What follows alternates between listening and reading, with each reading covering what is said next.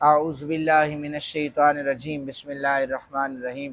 صلو علی الحبیب اللہم صلی علی سیدنا و مولانا محمد مبارک وسلم وصلی علیہ۔ بسم اللہ الرحمن الرحیم۔ الف لام میم صاد کتاب انزل الیک فلا یکن فی صدرک حرج منہ لتنذر بہ وذکری للمؤمنین اتبعوا ما انزل الیکم من ربکم ولا تتبعوا من دونہ اولیاء قلیلا ما تذکرون وکم من قریۃ اہلکناها فجاءها بأسنا بیاتا او هم قائلون۔ صدق اللہ العظیم۔ ترجمہ سماعت فرما لیجئے۔ سب سے پہلے حروف مقطعات سے اس سورہ مبارکہ کا آغاز کیا گیا، جس کے معنی اللہ عز و جل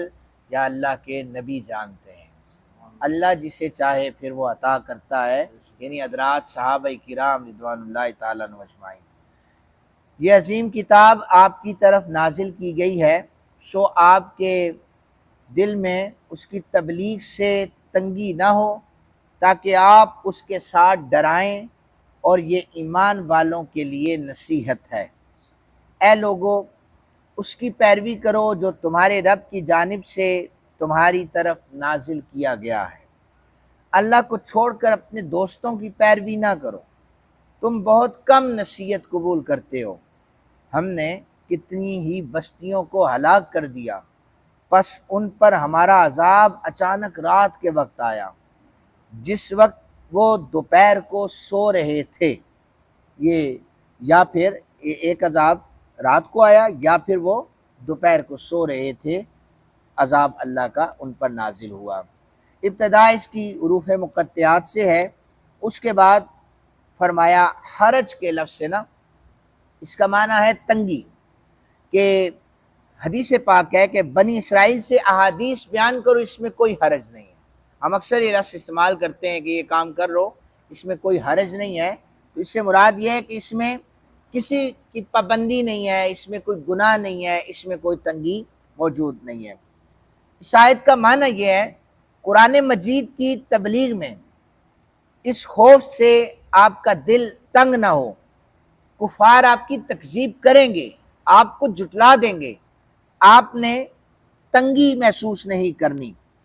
کیونکہ یہ کتاب اللہ عز و جل نے آپ پر نازل فرمائی ہے، یہ نبی علیہ السلام سے خطاب ہے۔ اس لیے آپ کو یہ یقین رہے کہ آپ کے ساتھ اللہ کی نصرت بھی ہے، اللہ کی حمایت بھی ہے، اور جس کا اللہ حافظ و ناصر ہو جائے، اسے دنیا کی کوئی طاقت نقصان نہیں پہنچا سکتی۔ یہ ہمارا عقیدہ ہونا چاہیے، توکلت علی اللہ، ہم سب اللہ تعالیٰ پر توکل کریں کہ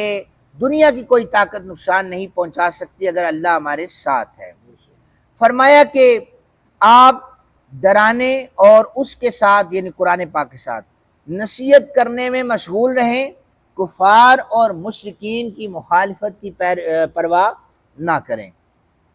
حضرت عیاض کہتے ہیں کہ ایک دن نبی علیہ السلام نے اپنے خطبے میں ارشاد فرمایا، سنو میرے رب نے مجھے حکم دیا ہے کہ میں تمہیں ان چیزوں کی تعلیم دوں جو تمہیں معلوم نہیں ہے،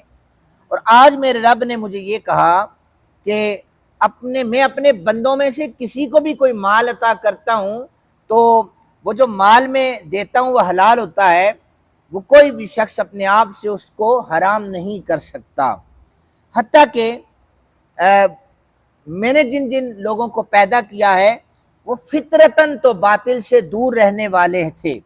لیکن پھر ان کے پاس شیطانی قوتیں آئی، طاغوتی قوتیں آئی، انہوں نے آ کر انہیں دین برحق سے پھیر دیا، اور جو چیزیں ان پر حلال تھی انہوں نے ان کو حرام قرار دے دیا۔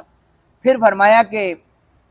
اے نبی مکرم، میں نے آپ پر ایسی کتاب نازل کی ہے جس کو پانی دھو نہیں سکتا، اور اسے نیند میں بھی آپ پڑھیں اور بیداری کے عالم میں بھی اس کی تلاوت کریں۔ بے شک اللہ نے مجھے حکم دیا کہ کفار کو جلاؤ، کفار کو جلاؤ، اور میں نے کہا ہے میرے رب وہ تو میرا سر پھاڑ دیں گے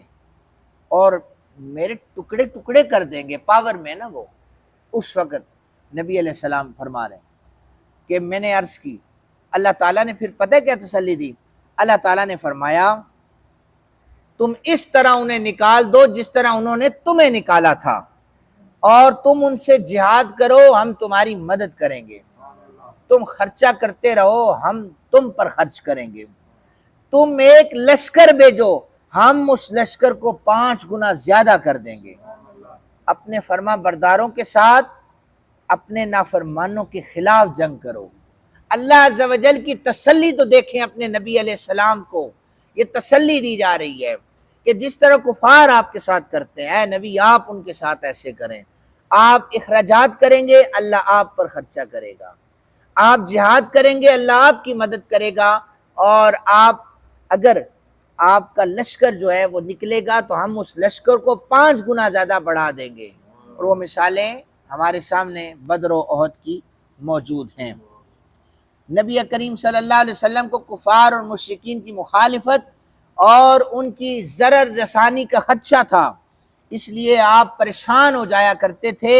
اللہ عز و جل بار بار آپ کو تسلی دے کر فرماتا تھا میرے مدنی آپ پریشان نہ ہوں، قرآن کی تبلیغ اور اشاعت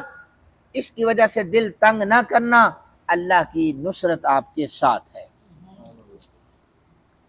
پھر فرمایا لوگو اس کی پیروی کرو جو تمہارے رب کی جانب سے تمہاری طرف نازل کیا گیا ہے،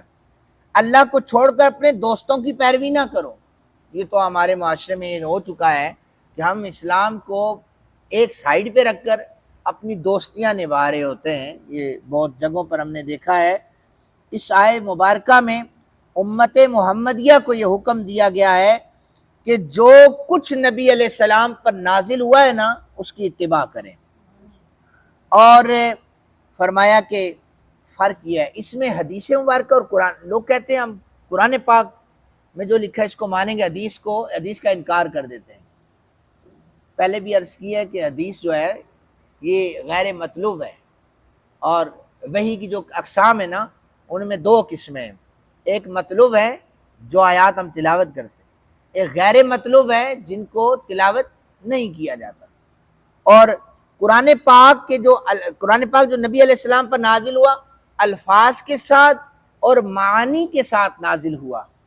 لیکن جو حدیث مبارکہ ہے